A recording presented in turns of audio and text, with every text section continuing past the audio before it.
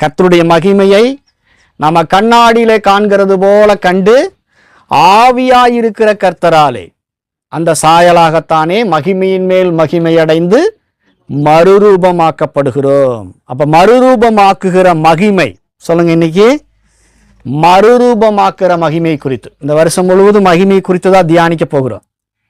இந்த மகிமையை தியானிக்க உங்களுக்கு என்னென்னலாம் வரும்னு சொன்னேன். ஏசாயா தீர்க்கதரிசன புஸ்தகம் 60ஆம் அதிகாரம் 60ஆம் அதிகாரத்தில் 1-7 வசனத்தை நீங்க தினம் எடுத்துன்னு வந்தோன்னா வாசிச்சு அதை கன்ஃபஸ் பண்ணணும்னு சொன்னேன். அல்லேலூயா. 60ஆம் அதிகாரத்தில் 1வது வசனத்திலிருந்து 7வது வசனம் வரைக்கும். எழும்பி பிரகாசி, உன் ஒளி வந்தது, கர்த்தருடைய மகிமை உன்மேல் உதித்தது. இதோ இருள் பூமியையும் காரிருள் ஜனங்களையும் மூடும், ஆனாலும் உன்மேல் கர்த்தர் உதிப்பார், அவருடைய மகிமை உன்மேல் காணப்படும். சொல்லுங்க, கர்த்தருடைய மகிமை என்மேல் காணப்படுகிறது.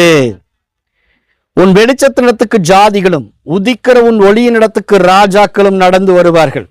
சுற்றிலும் உன் கண்களை ஏறெடுத்து பார், அவர்கள் எல்லாரும் ஏகமாய் உன்னிடத்துக்கு வருகிறார்கள். உன் குமாரர் தூரத்திலிருந்து வந்து உன் குமாரத்தில் உன் பக்கத்தில் வளர்க்கப்படுவார்கள். அப்பொழுது நீ அதை கண்டு ஓடி வருவாய், உன் இருதயம் அதிசயப்பட்டு பூரிக்கும். கடற்கரையின் திரளான கூட்டம் உன் வசமாய் திரும்பும். ஜாதிகளின் பலத்த சேனை உன்னிடத்துக்கு வரும். ஒட்டகங்களின் ஏராளமும் மீதியான் ஏப்பா தேசங்களின் வேகமான ஒட்டகங்களும் உன்னை மூடும். சேபாவில் உள்ளவர்கள் யாவரும் பொன்னையும் தூபவர்க்கத்தையும் கொண்டு வந்து கர்த்தரின் துதிகளை பிரசித்திப்படுத்துவார்கள். கேதாரின் ஆடுகள் எல்லாம் உன்னிடத்தில் சேர்க்கப்படும். நெபயோத்தின் கடாக்கள் உன்னை சேவித்து அங்கீகரிக்கப்பட்டதா என் பலிபீடத்தின் மேல் ஏறும். என் மகிமையின் ஆலயத்தை மகிமைப்படுத்துவேன். பக்கத்தை கைப்பிடி சொல்லுங்க, மகிமையின் ஆலயத்தை மகிமைப்படுத்துவேன். ஆலயத்தை கர்த்தர் மகிமைப்படுத்த போறார். யார் ஆலயம்? பக்கத்துல கைப்பிடி சொல்லுங்க, நீங்க தான் அந்த ஆலயம்.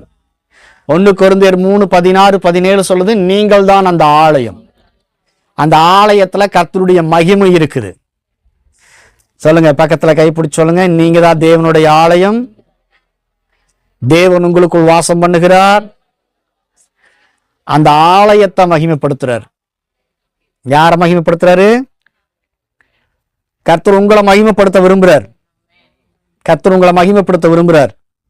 என் மகிமையின் ஆலயத்தை நான் மகிமைப்படுத்துவேன். சொல்லுங்க, என் மகிமையின் ஆலயத்தை மகிமைப்படுத்துவேன். என் ஆலயத்தை நான் மகிமைப்படுத்துவேன் கர்த்தர் சொல்றார்.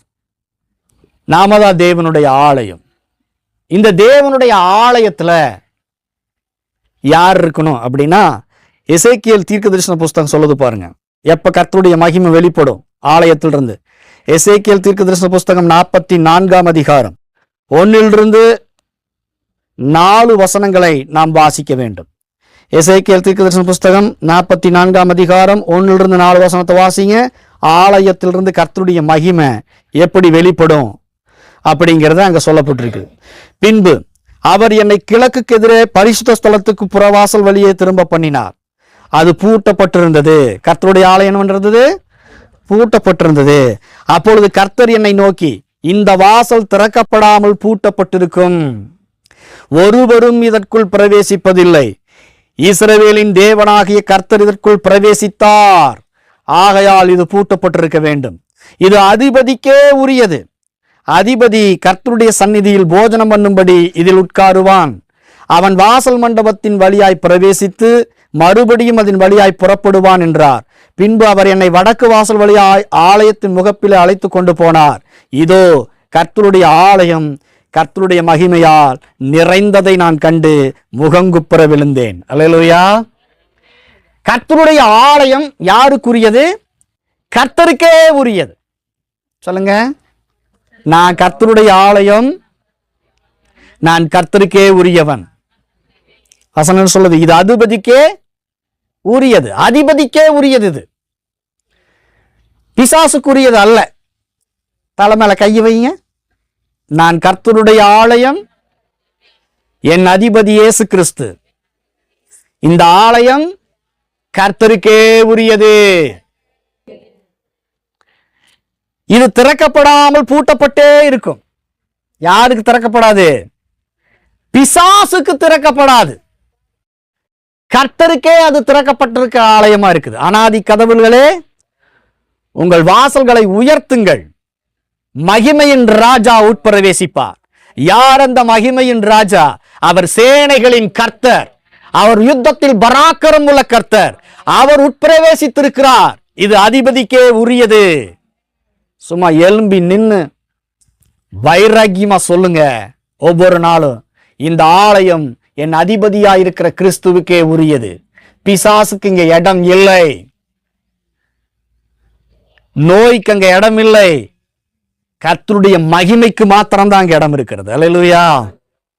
அது திறக்கப்படாமல் பூட்டப்பட்டே இருக்கும். அதிபதி அதற்குள் பிரவேசித்து போஜனம் பண்ணுவார். அல்லேலூயா. இது எதை காட்டுதுன்னா, உங்களுக்கும் தேவனுக்கும் உள்ள உறவை காட்டுகிறது. அப்போ நீங்க தேவனுடைய ஆலயம் என்றால், தேவனுடைய மகிமையை நீங்கள் சுமந்து கொண்டிருக்கிறீர்கள் என்றால், இயேசு கிறிஸ்து மகிமையின் நம்பிக்கையாய் உங்களுக்குள் வாசமாய் இருக்கிறார் என்றால், அவருக்கே முதலிடம் நீங்கள் கொடுக்க வேண்டும். பக்கத்தை கைப்பிடி சொல்லுங்க, அவருக்கு மாத்திரம்தான் முதலிடம். பிசாசுக்கு அல்ல, குடும்பத்துக்கு அல்ல, உலகத்துக்கு அல்ல, அதிபதிக்கே உரியது. இந்த ஆலயம் அதிபதிக்கே உரியது. கர்த்தர் தம்முடைய மகிமையின் ஆலயத்தை மகிமைப்படுத்துவார். எப்பன்னா, நீங்க கர்த்தரை முதலிடமாய் வைக்கும் போது. மகிமையின் ராஜா உள்ளே பிரவேசித்திருக்கிறார். அவர் சாதாரணமானவர் அல்ல, அவர் யுத்தத்தில் பராக்கிரம் உள்ள கர்த்தர். அல்லேலூயா. அவர் சேனைகளின் கர்த்தர், அவர் யாக்கோபின் தேவன். அவர் உட்பிரவேசித்திருக்கிறார். அவர் உங்களுக்குள் வாசம் பண்ணி கொண்டிருக்கிறார். எதுக்கு தெரியுமா? என் மகிமையின் ஆலயத்தை நான் மகிமைப்படுத்துவேன் என்று வைராகிய வாஞ்சையாய் உங்களுக்குள் வாசம் பண்ணி கொண்டிருக்கிறார். அல்லேலூயா. ஃபீல் பண்றீங்களா? எனக்குள் இருக்கிறவர் வைராகிய வாஞ்சையுள்ள ஆவியானவர். ஆவியானவர் உங்க மேல, மகிமையின் ஆவியானவர் உங்க மேல தங்கி இருக்கிறாருன்னு சொன்னேன். இங்க கவனிங்க, மகிமையின் ஆவியானவர் எப்படி தங்கியிருக்கிறாரா? யாக்கோபு 4ஆம் அதிகாரம் 4-5 வசனங்களை வாசிக்கும் போது அங்க சொல்லப்பட்டிருக்குது. என்ன சொல்லப்பட்டிருக்குதுன்னா, உங்களுக்குள் வாசம் பண்ணி கொண்டிருக்கிற ஆவியானவர், உங்களுக்குள் வாழ்ந்து கொண்டிருக்கிற கிறிஸ்துவானவர் வைராகிய வாஞ்சையாய் உங்களுக்குள் இருக்கிறாரா? வைராகிய வாஞ்சை அப்படின்னு என்ன அர்த்தம் தெரியுமா? பொறாமையுள்ள தேவனா இருக்கிறாரா? என்ன தேவனா இருக்கிறாரா? என்ன பொறாமை அப்படின்னா, அவருக்கு அவரு மேலதான் உங்களுடைய லவ் அதிகமா இருக்கணும், அவருக்குத்தான் நீங்க முதலிடம் கொடுத்திருக்கணும். நீங்க அவரை விட்டுட்டு வேற பக்கம் நீங்க முகத்தை திருப்பினீங்கன்னா அவர் ஜெல்லஸ் படுவாரா?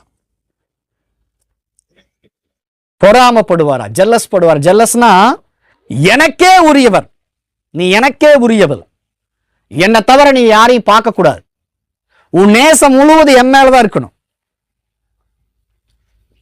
அப்படி ஒரு ஜெல்லஸ் அவருக்கு. அல்லேலூயா. அதத்தான் வைராகிய வாஞ்சையா இருக்கிறார்.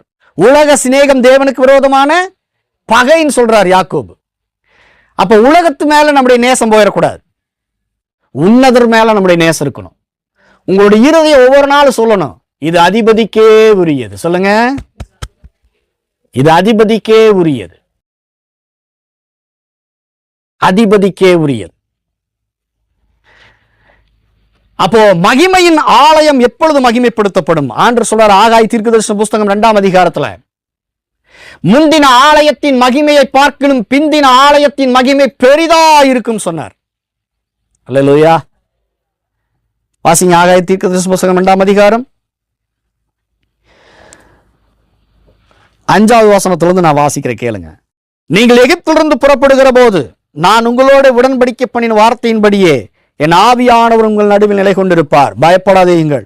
சேனைகளின் கர்த்தர் சொல்லுகிறார், கொஞ்ச காலத்துக்குள்ள இன்னும் ஒரு தரம் நான் வானத்தையும் பூமியும் சமுத்திரத்தையும் வெட்டாந்தரையும் அசைய பண்ணுவேன், சகல ஜாதிகளையும் அசைய பண்ணுவேன், சகல ஜாதிகளாலும் விரும்பப்பட்டவர் வருவார், அவர்தான் இயேசு கிறிஸ்து. இந்த ஆலயத்தை மகிமையினால் நிறைய பண்ணுவேன் என்று சேனைகளின் கர்த்தர் சொல்லுகிறார். வெள்ளியும் என்னுடையது, பொன்னும் என்னுடையது என்று சேனைகளின் கர்த்தர் சொல்லுகிறார். முந்தின ஆலயத்தின் மகிமையை பார்க்கிலும் இந்த பிந்தின ஆலயத்தின் மகிமை பெரிதாயிருக்கும் என்று சேனைகளின் கர்த்தர் சொல்லுகிறார். அல்லேலூயா. சொல்லுங்க, நான் முந்தின ஆலயம் அல்ல, நான் பிந்தின ஆலயம். நான் முந்தின ரசம் அல்ல, நான் பிந்தின ரசம். இந்த ஆலயத்துக்குள்ள அதிபதி வீற்றிருக்கிறார். அவருக்கே முதலிடம் தருகிறேன். என்னுடைய ஆலயத்தை அவர் மகிமைப்படுத்துவார். மகிமையின் மேல் மகிமை. அல்லேலூயா. என்ன சொல்றாரு? முந்தின ஆலயத்தின் மகிமை பார்க்கிலும் பிந்தின ஆலயத்தின் மகிமை பெரிதாயிருக்கும். அல்லேலூயா. என் மகிமையின் ஆலயத்தை நான் மகிமைப்படுத்துவேன். ஆண்டவருடைய விருப்பம், ஏக்கம், என்ன எல்லாமே என்னன்னா, நீங்க ஒண்ணு செய்யணும். அவருக்கு முதலிடம் கொடுத்து அவரை நோக்கி பார்த்து நீங்க பேசிட்டே இருந்தீங்கன்னு சொன்னா அவர் உங்களை மகிமைப்படுத்திட்டே இருப்பார். அல்லேலூயா. புறா விக்கிறவங்களையும் காசுக்காரர்களுடைய பலகையும் அவர் கவிழ்த்து போட்டாரா? யோவான் 2ஆம் அதிகாரத்துல. யோவான் 2ஆம் அதிகாரத்துல 2 சாராம்சம் இருக்குது. ஒன்னு, வெறுமையான கச்சாடியை அவர் நிரப்பினார். நிரப்பி அந்த கல்யாண வீட்டை கர்த்தர் மகிமைப்படுத்த ஆரம்பிச்சிட்டார். அல்லேலூயா. கர்த்தருடைய நாமம் அங்க மகிமைப்பட்டது. கல்யாண வீடு மகிமையினால் நிறைந்தது. அடுத்தது, தேவனுடைய ஆலயத்துக்குள் நுழையிறார். நுழைஞ்சு அவருடைய ஆலயத்துக்குள்ள ஆகாதது எல்லாத்தையும் என்ன பண்றாரு? அவரே விரட்டுறாரு. சொல்லுங்க, யார் விரட்டுறாரு? அவரே விரட்டுறாரு. அதிபதிக்கே உரியது, இது எனக்கு உரியது, என்னுடைய வீடு, என்னுடைய ஆலயம். இந்த ஆலயத்தை கெடுக்கக்கூடிய அத்தனையும் நானே என்ன பண்றேன்? எடுத்து விரட்டுறேன். அப்ப உள்ள வர்றார். உள்ள நுழையிறவர் யாரு? யுத்தத்தில் பராக்கிரம் உள்ள பராக்கிரமசாலி. தாவீது சொல்றாரு, சேனைகளின் கர்த்தர் அவர், யுத்தத்தில் பராக்கிரம் உள்ள கர்த்தர் அவர். அவர் உள்ள நுழையும் போது அவர் மாத்திரமே அங்க அதிபதியா இருக்கணும். அல்லேலூயா. உலகத்தின் அதிபதிக்கு அங்க இடம் இல்லை, பிசாசுக்கு அங்க இடம் இல்லை. சொல்லணும். நீங்க சொல்லுவீங்களா? நான் தேவனுடைய ஆலயம் எழுதியிருக்குது, மகிமையின் ஆலயம் எழுதியிருக்குது. இந்த ஆலயத்துல தேவன் மாத்திரம்தான் வாசம் பண்ணணும். அவருதான் இந்த ஆலயத்துக்கு அதிபதி. அவரு நானும் தான் உறவாடுவோம். பிசாசுக்கு இங்க இடமே இல்லை. அல்லேலூயா. அப்ப காசுக்காரர்கள், புறா விற்கிறவர்கள், இவங்கெல்லாம் எப்படி நுழைஞ்சாங்க? நுழைஞ்சவங்கெல்லாம் இன்னைக்கு ஓட போறாங்க. அல்லேலூயா சொல்லுங்க. அதிபதி உள்ள வருகிறார். சொல்லுங்க, அதிபதி உள்ள வந்துட்டாரு. இந்த ஆலயத்துக்கு சொந்தக்காரர் உள்ள வந்துட்டாரு. அவருதான் இந்த ஆலயத்துக்கு அதிபதி. நான் தான் தேவனுடைய ஆலயம். எனக்குள்ள அந்த அதிபதி வாசம் பண்ணுகிறார். அதிகாரம் உள்ளவர் வாசம் பண்ணுகிறார். அந்த ஆலயத்துக்கே சொந்தக்காரர் வாசம் பண்ணுகிறார். பிசாசுக்கு அங்க இடம் இல்லை, பிசினஸுக்கு அங்க இடம் இல்லை, பிசாசுடைய உபாய தந்திரங்களுக்கு இடம் இல்லை. இந்த ஆலயம் மகிமைப்படுத்தப்படுகிறது. அல்லேலூயா. மகிமையின் ஆலயம் எப்ப மகிமைப்படுத்தப்படும்? ஆண்டவர் சொல்றார், இந்த ஆலயத்தை இடித்து போடுங்கள், 3 நாளைக்குள் நான் அதை எழுப்புவேன் சொன்னார். அல்லேலூயா. எழுப்பின அந்த ஆலயம் தான் மகிமையின் ஆலயம், கட்டடம் அல்ல. எழும்பினார் இல்லையா? 3ஆவது நாள் எழும்பினார். 3ஆவது நாள் எழுந்தபோது சீசர்கள் அதை நினைவு கூர்ந்தார்கள். யோவான் 2ஆம் அதிகாரத்தில் சொல்லப்பட்டிருக்குது. அப்ப அந்த ஆலயம் மகிமைப்படுத்தப்பட்ட ஆலயமாய் அது எழும்பினது. அதுதான் நீங்களும் நானும். நாமெல்லாம் கிறிஸ்துவின் உயிர்த்தெழுந்த சரீரமா இருக்கிறோம். பக்கத்துல கையை பிடிச்சு சொல்லுங்க, நாம உயிர்த்தெழுந்த சரீரம். மகிமையின் ஆலயத்தை கர்த்தர் மகிமைப்படுத்துறார். இப்போ அந்த மகிமையின் ஆலயம் எப்படி மகிமைப்படுத்தப்பட்டுச்சு அப்படின்னு சொன்னா, இயேசு சிலுவையில் அடிக்கப்பட்டு கல்லறையில வைக்கப்பட்டார். கல்லறையில வைக்கப்பட்டாரா? கல்லறையில வச்சுட்டான் பிசாசு. என்ன பண்ணிட்டான்? கல்லறையில கொண்டு போய் வச்சுட்டான். பிசாசு வச்சுட்டான். அப்படியா? ஆவிக்குறி ரீதியில இயேசு என்ன பண்ணிட்டான்? கொன்னுட்டான். இயேசுவை கொன்னு என்ன செஞ்சுட்டான்? கல்லறையில வச்சுட்டார். இனி இவர் என்ன பண்ண முடியாது, கல்லறை விட்டு வெளியே வர முடியாது. இவர் கல்லறையில இருந்து வெளியே வந்துட்டார்னா நம்முடைய ராஜ்யம் என்ன ஆயிரு? உசுரோடு இருக்கும் போதே நம்முடைய ராஜ்யத்தை காலி பண்ணிட்டார். பிசாசுடைய ராஜ்யம் எப்படிப்பட்டது? பிசாசுடைய ராஜ்யம் சண்டைகளால் நிறைந்தது, நோய்களால் நிறைந்தது, பலவீனங்களால் நிறைந்தது. அவனுடைய ராஜ்யத்துல துக்கம், கவலை எல்லாமே அவனுடைய ராஜ்யத்தில் இருக்குது. இந்த ராஜ்யத்தை இயேசு காலி பண்ணிட்டு அவர் தம்முடைய ராஜ்யத்தை அனுப்பிச்சார். அவருடைய ராஜ்யத்தில் என்ன இருக்குது? சந்தோஷம், சமாதானம், நித்திய பேரின்பம், சுகம், ஆரோக்கியம், பலன், இதெல்லாம் அவருடைய ராஜ்யம். இப்ப பிசாசுடைய ராஜ்யத்தை எல்லாத்தையும் அழிச்சிட்டு இவருடைய ராஜ்யத்தை அப்படியே சாபிச்சுட்டு வந்துட்டு இருந்தார். பிசாசுக்கு பொறுக்கல. இவர் சரீரத்தில் இருக்கிற வரைக்கும் நம்மளுக்கு டேஞ்சரு. அதனால இவர் என்ன பண்ணிடணும்? காலி பண்ணிடணும்னு சொல்லி கொன்று அவரை கொண்டு போய் கல்லறையில வச்சுட்டா. இனி வரவே முடியாதுன்னு சொல்லி என்ன பண்ணிட்டானா, ஒரு பெரிய கல்லை வச்சு என்ன சொன்னாங்க யூத அதிகாரிகள் எல்லாம், இவன் வெளியே வந்தாலும் வந்துடுவான், சீசர்களாக கடத்தினாலும் கடத்திடுவாங்கன்னு சொல்லி கடத்திட்டு பெரிய புரளையை கிளப்பி விட்டுருவாங்கன்னு சொல்லி அதுக்கு சீல் போட வச்சான். என்ன பண்ண வச்சான்? அரசாங்க முத்திரையை போட்டு சீல் போட்டு இனி வரவே முடியாதுன்னு சொல்லி அடைச்சு வச்சிருந்தான். அல்லேலூயா. ரோமர் 6ஆம் அதிகாரம் 4ஆவது வசனம் சொல்லுது, பிதாவின் மகிமை அந்த சரீரத்தை எழுப்பினது. அல்லேலூயா. சரீரத்தை எழுப்பிச்சு பாருங்க. அந்த எழுப்பப்பட்ட அந்த மகிமையின் சரீரம் தான் நீங்களும் நானும். அல்லேலூயா. கிறிஸ்துவோடு கூட சிலுவையில் அடிக்கப்பட்டோம், அவரோடு கூட அடக்கம் பண்ணப்பட்டோம். மறுபடியும் கர்த்தருடைய ஆவி அவருக்குள் வந்தபோது அவர் எழுப்பப்பட்டார். அவரோடு கூட நாமும் எழுப்பப்பட்டோம். இப்ப சொல்லுங்க, இது மகிமையின் சரீரம். அல்லேலூயா. இது மகிமையின் சரீரம். ஆவி மகிமைப்படுத்தப்பட்டுருச்சு. இதை நீங்க சிந்தையில வச்சு தியானிக்க தியானிக்க உங்களுடைய சரீரமும் மறுரூபமாகும். அல்லேலூயா. இப்படித்தான் மறுரூபமாகும். அல்லேலூயா சொல்லுங்க. அப்போ ஆண்டவருடைய சரீரம் அங்கே எழுப்பப்பட்ட போது கல்லறை அவரை அடைத்து வைக்க முடியவில்லை. சொல்லுங்க, கல்லறை என்னை அடைக்க முடியாது. ரோம அரசாங்கத்தினுடைய முத்திரை என்னை அடைக்க முடியாது. அல்லேலூயா.